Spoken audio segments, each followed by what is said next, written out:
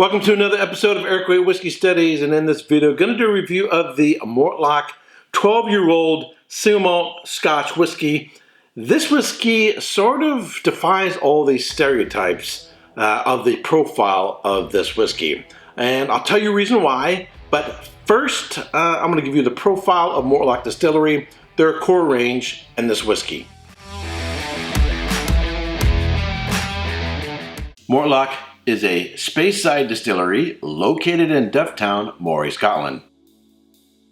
I can find no reference to the meaning of Mortlach in Gaelic or English on the internet or in the whiskey books. However, according to a Japanese anime, Nanatsu no Taizai Wiki, Mortlach was a holy knight who served King Arthur.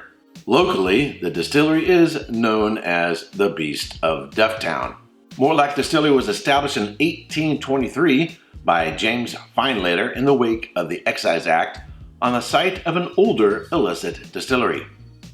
Mortlach was the first legal distillery in Dufftown. In 1997, Mortlach Distillery was bought by Diageo. Mortlach's production. Their water source is the Dykehead and Catscraig Springs in the Conval Hills. They have a 12-ton full lauter mash tun, and the fermentation time is 53 hours minimum. They have 6 Douglas fir wood washbacks, 6 stills, that is 3 wash stills and 3 spirit stills. The wash from clearwort and long fermentation is split between the 3 wash stills. The number 3 wash still and the number 3 spirit still work in tandem as per normal. The low wines from the wash stills number 1 and 2 is, however, split into 2 parts. The first 80% of the run is collected as the charge for spirit still number 2. The remaining 20%, called weak feints, forms the charge for spirit number 1, otherwise known as the wee witchy. This distills the weak feints 3 times with only the heart of the final run being collected. It all adds up to the new make spirit having been distilled 2.81 times. And Mortlach uses worm tub condensers. The Mortlach core range. Currently, the Mortlach core range is made up of the 12, 16, and 20-year-old Highland single malt Scotch whiskies. The Mortlach 12 Wee Witchy Highland Single Malt Scotch Whisky, aged in ex-bourbon cask and ex-sherry cask, is bottled at 43.4% alcohol by volume. The Mortlach 16-year-old Distiller's Dram Highland Single Malt Scotch Whisky, aged in 100% ex-sherry cask, bottled at 43.4% alcohol by volume. And the Mortlach 20-year-old Cowie's Blue Seal Highland Single Malt Scotch Whisky, aged in 100% sherry cask, bottled at 43.4% alcohol by volume. So first of all, Mortlach is owned by Diageo. This is a very non-typical Diageo shaped bottle if you look at Lagavulin or Oban, a lot of other distilleries, but it does have the Diageo sound.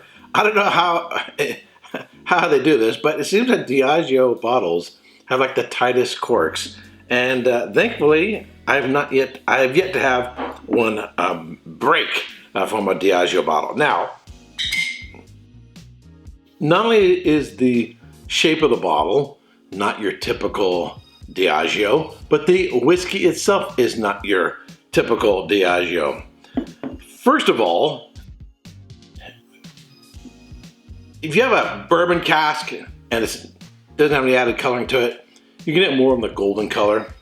Sherry cask, you look at, Glendronach, Avalar, and so forth, they're going to be really, really, really dark and obvious at the sherry cask. This is sort of a midway. It's sort of orange, golden orange and copper. The reason why is they have dialed in the bourbon and the sherry cask to get a particular profile. You can have a whiskey that is predominantly bourbon cask with just a little touch of sherry, or you can have one where it's a bourbon cask and then kapow, then they just put a lot of sherry on it. Like the Bunnaman 12-year-old, which is one of my favorite whiskeys. This one, they've dialed it in so that it's almost like a 50-50 even split between the bourbon cask and the sherry cask. So if you're doing this blind, it's not an obvious sherry cask.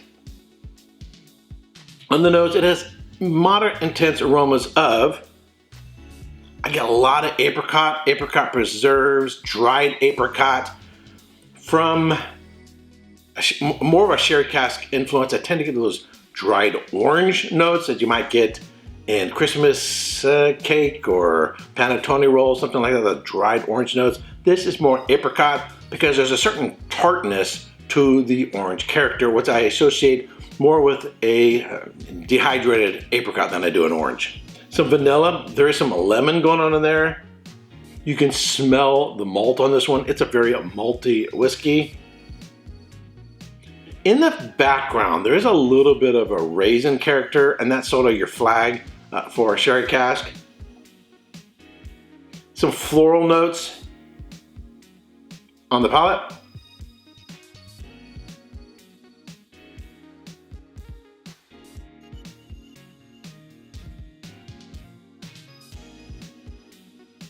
So this is the third part that this whiskey is sort of defies the stereotypes. Number one, shape of the bottle, not your typical Diageo.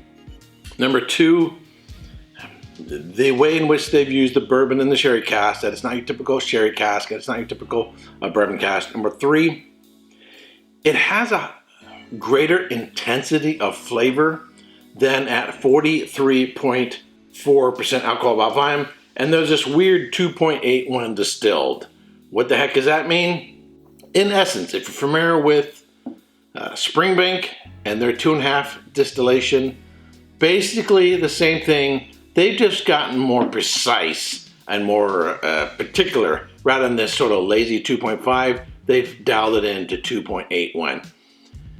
That's basically it. If you're not familiar with the double distillation or 2.5 times distillation of Springbank, I'll cover that more in greater detail on my review of Springbank. Actually, it'll be a Hazelburn from Springbank Distillery that I picked up when I was working at the distillery in July 2023. So, the shape of the bottle, the color, it has a greater intensity of flavor than something at this ABV. Tasted blind, I would think this is at a higher ABV.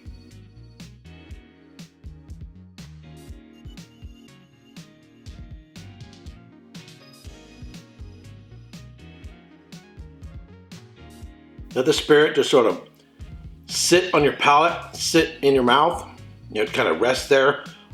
Not quite swish it around, you don't necessarily want to do that, but just sit in your palate. It feels thicker and heavier than at this ABV. If I was doing this blind, I would say minimally 46, but I would probably get 48 to 50. I would think this is higher than that. So the bottle looks different, the whiskey looks a little different than your typical sherry cask.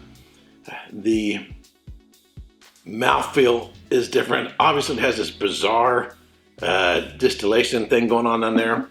It also has a longer finish than you would expect for something at this ABV and maybe at this age statement. It's got a nice long finish.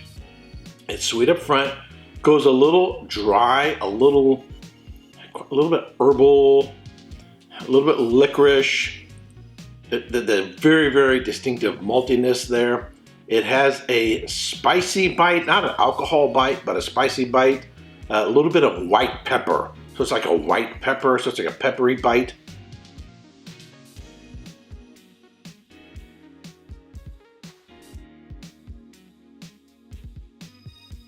It's got a real nice development there. A little bit of an earthiness on the back end, or a slight chocolate character there. And then has a very distinctive, I think very strong malty flavor on the back end. I like the transition of it. I like the development of it.